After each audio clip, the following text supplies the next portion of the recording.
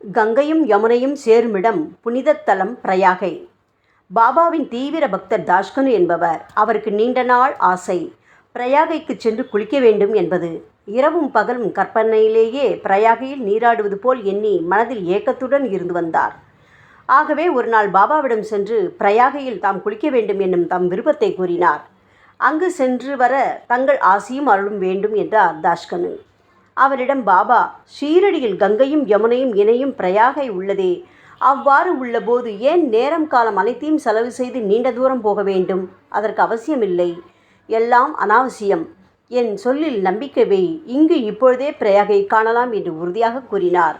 சாய்ராம் மீது முழு நம்பிக்கையுடன் தாஷ்கனு அவரின் பாதத்தில் விழுந்து நமஸ்காரம் செய்தபோது பாபாவின் பாதங்களின் அடியில் நீர் பெருக்கெடுத்து ஓடியது. மக்கள் அனைவரும் இதை கண்டு மகிழ்ச்சி அடைந்தார்கள். ஷீரடியில் பிரயாகை தரிசனம் செய்த பாக்கியம் பெற்றார் தாஷ்கனு. ஓம் சாய்ராம்.